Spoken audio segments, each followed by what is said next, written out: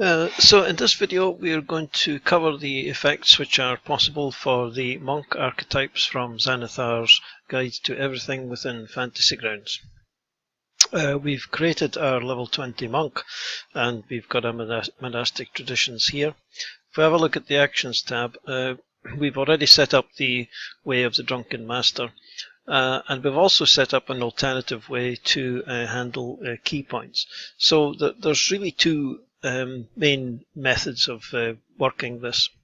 The first is to set up a power group, which is just simply key points, and all it's doing here, if we have a look in the dialogue, is to give the number of uses of key points, and this will depend on the character's level. And then we've set this to rest, and that will mean that the key points will recover on a short rest or a long rest. And this is just a tick box. We just tick this off as and when key points are used up. So there's no relation to what any of these other ones here, to the actual abilities. It's just simply a counter. And the second method, which is probably the best method, is to set this up in a power group and add the key points into the power group. The benefit of this is, if we have a look at the dialogue here, we've set the ability score to Wisdom, which is the ability score that all key points feed off. So any saving throws or anything like that for any of these abilities will be correct. And we've also set up the uses per rest. And when we now click these, you can see that the amount of key points is grayed out for all of the abilities that we might have listed here. And if we keep clicking them, then the whole lot will disappear once we've clicked, in this case, the 20th box. And these will all recover on a short rest. So that's two methods of dealing with it, and I prefer this method here simply because it grays out the ticks, so it's a better indicator, and it also relates to the actual abilities themselves and isn't sort of completely divorced from them. We can see here that there are three monastic traditions. We're not going to cover the Way of the Sun Soul in this video because that's already been done on the complete package that you can find on the forums, so there's no point in covering that again. So we'll concentrate on the first two, and we've already filled in the Way of the Drunken Master. If we have a look at this, we can actually see that most of these are essentially theatre of the mind, or they are dealt with elsewhere. So bonus proficiencies, for example, are dealt with elsewhere. There's no effects we can set up or want to set up for those. Things like Drunken Technique basically just gives you some extra benefits if you use Flurry of Blows, and Intoxicated Frenzy is very similar. So there's no effects we can set up for these. There's no key points being used for this particular ability because it's feeding off another ability which does use key points. So we don't need to even track the key points for this particular ability. So the only two that we actually have anything for is Drunkard's Luck and Tipsy Sway. For Drunkard's Luck, this essentially just gives us the ability to cancel the disadvantage if we are going to make an attack or an ability check or a saving throw at disadvantage. We can cancel that out. So we know that if we have advantage and disadvantage on the same roll, then it cancels each other out. So the effect of advantage attack will cancel any disadvantage on an attack roll. Now these three effects are exactly the same as clicking the ADV button before making the roll, so whether it's worth even creating effects for that is moot. But this ability does use key points, so we've included it here so we can tick off key points when we use it. And the same, the Tipsy Sway one is simply one that uses key points.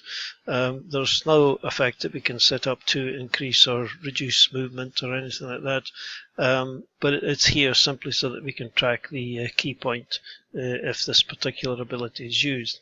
So that's it for Way of the Drunken Master. It's very straightforward, very simple, nothing very much else that we can do.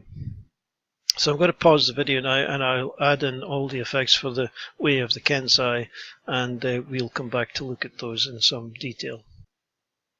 Okay, we've set up the effects for the Way of the Kenzi. You'll notice that Unerring Accuracy isn't in this list. This is simply because it's a theatre of the mind affair and we can't set any effects for it. We've set this up in the same way as we did the Drunken Master one, with the Wisdom as the ability and the number of uses per rest. If we have a look at Path of the Kenzi, this allows the monk to choose a number of weapons to become special monk weapons, and there are bonuses if these weapons are being used. The first is that the monk can gain a 2-point bonus to their armor class if they're using their melee weapon, so it's just a straightforward AC2. This bonus continues until the start of your next turn. Now, Fantasy Grounds can't know that you're actually using your particular special monk weapon for this, so the players is going to have to apply that when they are actually using it.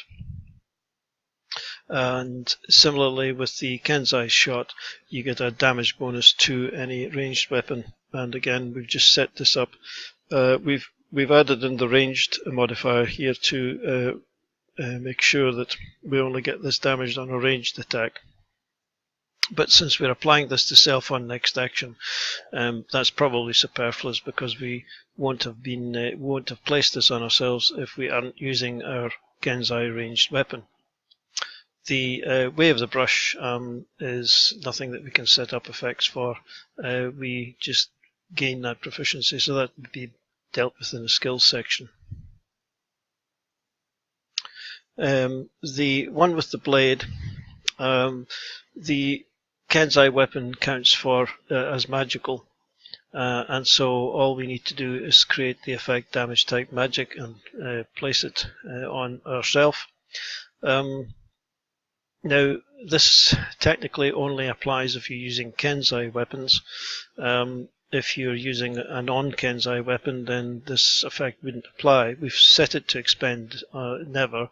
We could set it to expend on next roll or next action, and we would have to reapply it all the time. But assuming that once you've decided that you've got a Kenzi weapon, you're probably going to use it all the time anyway. Obviously this effect would need to be switched off if you weren't using a Kenzi weapon. And the second part of this is we can spend a key point and deal extra damage equal to your martial arts die. So that's just a straightforward damage. The martial arts die for a level 20 monk is 1d10. This will be different if it's a lower level. And then targeting set to self in on next action. That one's straightforward enough. And the last one is Sharpen the Blade.